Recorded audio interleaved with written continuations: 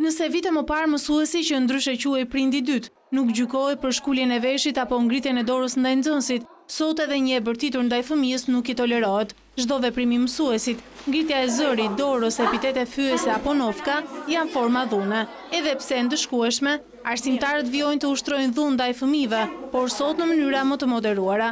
Sipas një raporti të publikuar nga UNICEF, në shkollat shqiptare e bërtitura zë vendin e parë, si mënyra më e aplikuar e dhunës ndaj nxënësve, e ndjekur nga shkulja e veshit dhe ofendimet, ndërsa në fund renditet goditja dhe epitetet fyese. Dhunës fizike apo psikologjike, sot nuk i kanë shpëtuar as nxënësit më të vegjël, të cilët pohojnë se për zhurmën në klasë ndëshkohen me forma të ndryshme. Kur bëjmë ndonjë zhurmë dhe do na shkolin ndonjëherë veshje. Ka ndodhur? Po, ka ndodhur në ca raste me ndonjë çonçë. Një djalë që bënte shumë zhurmë, profesori e ktheu me fytyrë nga DEASA dhe e la të dënuar.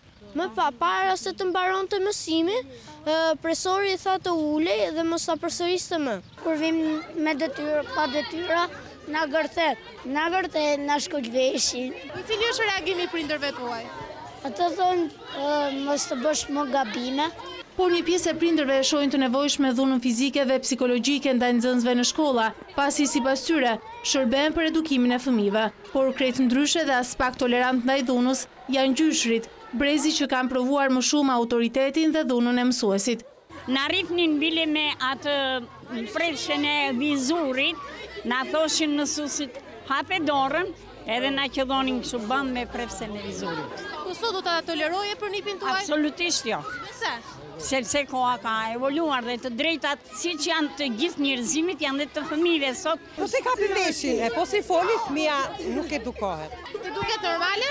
Normale, s'ka një gjë se mësuesja nuk e kap kot. Veshi kapet aty kur bëhet fajtor fëmia. Arsimtarët pranojnë dhunën ndaj nxënësve, por për fat të keq vitet e fundit po ndodhet edhe e kundërta, dhuna ndaj mësuesit. Ndodhen përpara situatash mësuesit herë, mase jo në këtë shkollë, të vështira.